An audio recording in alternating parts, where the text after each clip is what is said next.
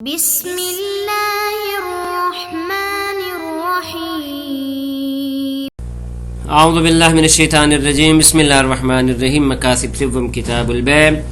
سبق نمبر 173 تنبیہات البیع میں سے گفتگو تھی حکم تلقی الرکبان تکلیفاً تلقی الرکبان کا حکم تکلیفی کیا ہے. عرض کی تھی کہ حکم وضعی پہ اجماع ہے فقہا کا کہ حرمت نہیں ہے. البتہ اگر کراہت کا قول ثابت ہو جائے تو کراہت ممکن ہے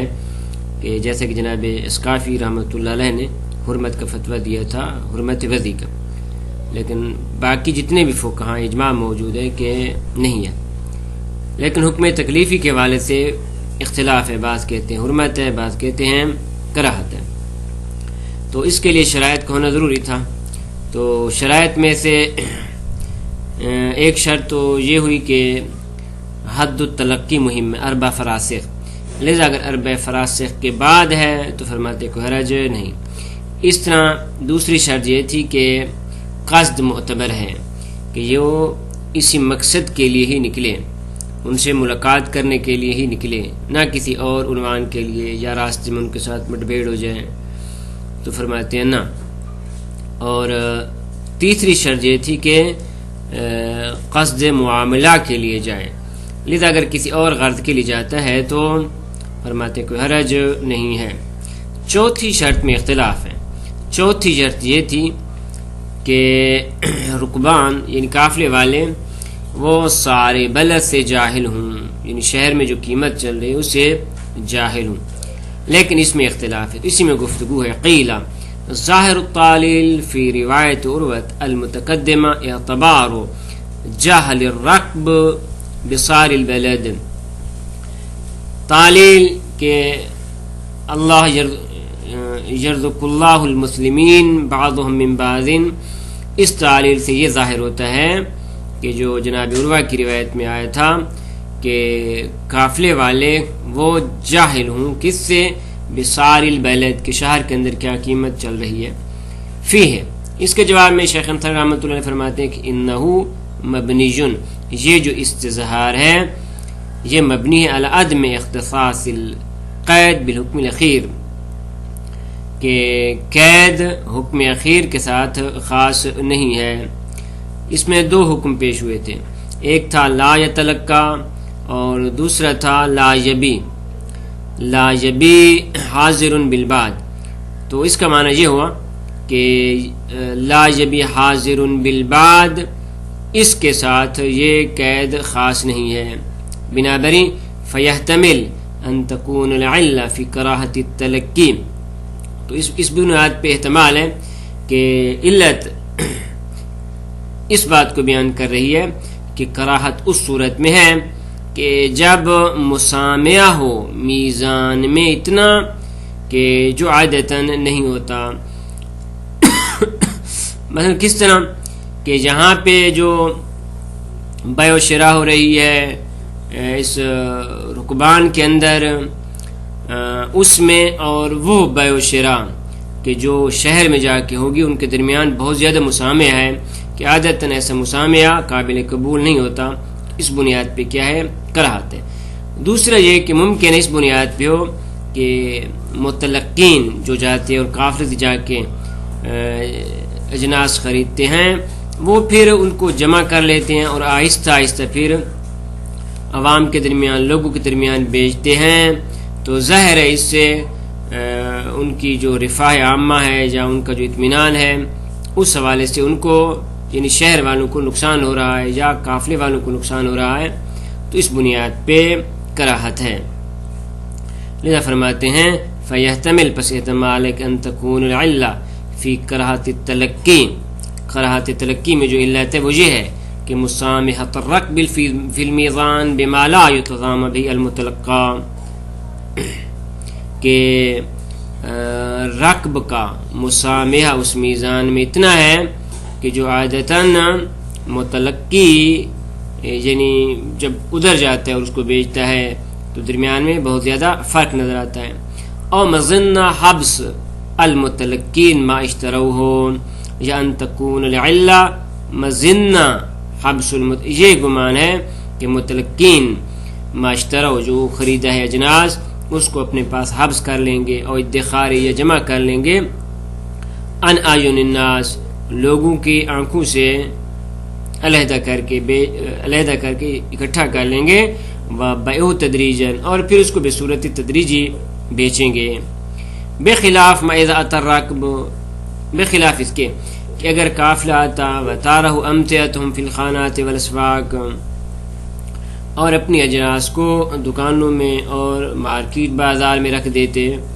تو ظاہر ہے فإن له اثرا بینا تو یہ بہت بڑا اثر ہے فی امتلاء اعین الناس لوگوں کے سامنے ایک چیز کو ڈال دینا اور آہستہ سے بیچنے کے درمیان فرق ہے خصوصاً الفقراء خصوصاً فقراء کے لیے کب وقت الغلہ گرونی کے وقت اذا اتا بالتام کہ جب اس وقت یہ اجناس کو لے آئیں کہ جب انتہائی گرونی ہے تو اس بنیاد پہ فرماتے ہیں پس علت احتمال ہے کہ یہ لوگ حبس کر لیں یا احتمال یہ ہے کہ مسامع بہت زیادہ ہو کیف کان خلاصہ جیسے بھی ہو فاشتراط القراہا بجہلہم بسعر البلد محل و مناقشہ یہ شرط لگانا کہ قافلے والے شہر کی قیمت کو نہ جانتے ہوں یا جاہل ہوں یہ شرط کراہت کی فرماتے محل مناقشہ ہے بس پہلی 3 شرطیں وہ مورد قبول ہے لیکن چوتھی شرط مورد قبول شیخ انصاری رحمۃ اللہ علیہ نہیں ہے اس کے بعد مزید فروعات میں بیان فرق میں ثم انہ لا فرق بین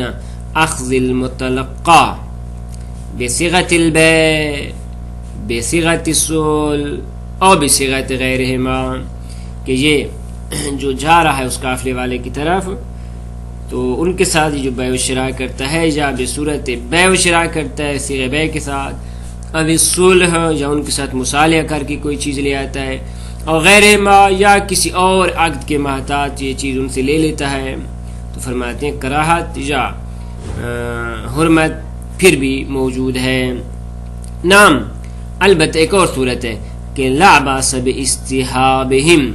اگر یہ ان سے بطور ہبہ لیتا ہے ولو بہدا شیء الیہم اگرچہ ہبہ معوضہ کوئی چیز بطور ہدیہ ان کو دے دیتا ہے تو فرماتے اس میں کوئی حرج نہیں ہے ولو تلقاہم لمعاملات اخر البتہ فرماتے اگر یہ ان کے ساتھ ملاقات کے لیے جا رہا ہے دوسرے معاملات کے لیے غیر شرامت ہے ان سے کوئی چیز خریدنے کے لیے نہیں جا رہا تو فظاہر الروایات عدم مرجوحیہ تو روایات کا ظہور یہ ہے کہ مرجوح نہیں ہے یعنی حرمت یا کراہت نہیں ہے البتہ نعم لو جعلنا المنات ما یقرب من قول علیہ السلام المسلمون یرزق اللہ بعضهم من بعض لیکن فرماتے اگر ہم منات سے مراد کراہت یا حرمت کا معیار وہ قرار دیں کہ جو آیا ہے حدیث شریف میں کہ مسلمان خداوند عالم بعض کو بعض سے رزق عطا فرماتا ہے اگر یہ منات قرار دیں تو قوا سرایت الحکم الی بیع شیء منہم تو فرماتے ہیں حکم سرایت کرے گا حکم سے مراد حکم حرمت ہے یا حکم کراہت ہے باختلاف القولین فرماتے ہیں یہ حکم سرایت کرے گا اس طرح کہ ان سے کوئی چیز خرید لی جائے یا ان کو مساکن یا خانات وغیرہ بطور اجارہ دیے جائیں یا ان کے اموال وغیرہ کے لیے کوئی اور جگہ تلاش کی جائے تو خلاصہ اس قسم کے معاملات کے لیے اگر وہ ان کے پاس جا رہا ہے فرماتے ہیں تو کبھی یہ ہے کہ پھر بھی کراہت یا حرمت ہوگی کما انہ اذا جعلنا المنات فی القراہا کراہت غبن الجاہل اسی طرح اگر منات ہم کراہت میں یہ قرار دیں کہ جاہل کو غبن ہو رہا ہے کما یدل علیہ النبی العامی جیسا کہ اس پہ روایت نبوی عامی دلالت کر رہی ہے کہ اس میں منات اس طرح ذکر ہوا ہے کہ فرمایا لا تلقوا الجلب کہ ان کے ساتھ ملاقات نہ کرو جلب کے لیے فمن تلقاہ بس وہ شخص کے جو جاتے ان سے ملاقات کرتے واشترا منہ اور ان سے کوئی چیز خریدتا ہے فاذا اتى السوق اور پھر جب وہ بازار میں آتا ہے تو فہو بالخیار تو اس کے پاس خیار ہے، خیار غبن ہے. اگر ہم اس روایت کو لیں تو قوا سرایت الحکم الی کل معاملہ توجب غبنہم، تو حکم کراہت مسری ہوگا ہر اس معاملہ کی طرف کہ جو موجب بنتا ہے کہ قافلے والے مغبون ہو جائیں. کس طرح؟ قلب و شراء منہم متلقیا و شبہ ذالک، جیسا کہ ان سے خرید کرتا ہے جو کوئی چیز ان کو بیچتا ہے بصورت متلقی و شبہ ذالک، یا ان کے علاوہ کہ جس میں ان کو غبن ہو سکتا ہو. تو لیکن اظہر ہو الاول، لیکن ظاہر یہ ہے کہ قول اول جو ہے وہ زیادہ ظاہر ہے. قول اول سے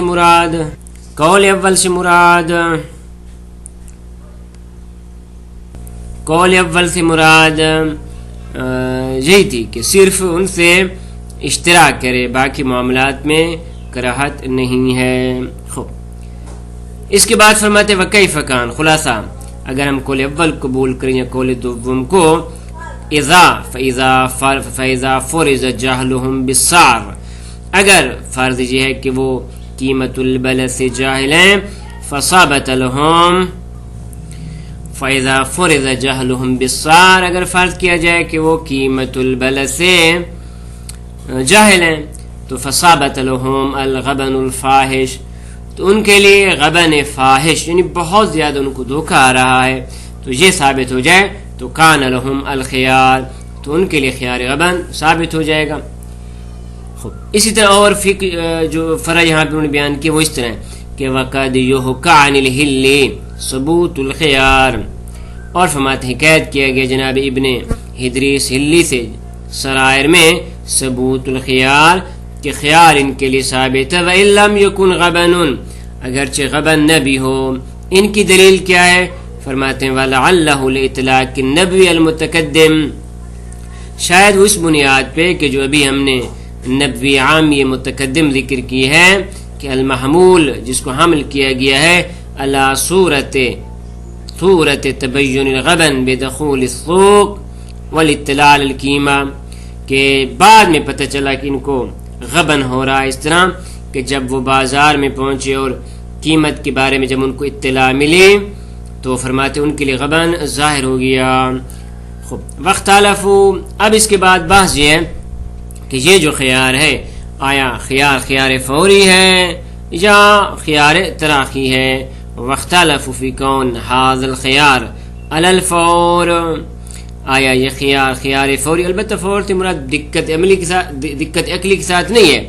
بلکہ فور سے مراد فور عرفی ہے. اب التراخی یا نا بعد میں بھی فور کے تراخی استعمال ہوتے علی القولین، اس میں دو قول ہیں. سیجی ذکر الاقوى منہما، ان میں سے جو اقوى قول ہے وہ آگے انشاءاللہ ذکر ہوگا فی مسئلہ خیار الغبن، جب خیار غبن کے بارے میں گفتگو ہوگی انشاءاللہ تعالی. اس آخری بات کو ہم نے زیادہ وضاحت نہیں کی کیونکہ یہ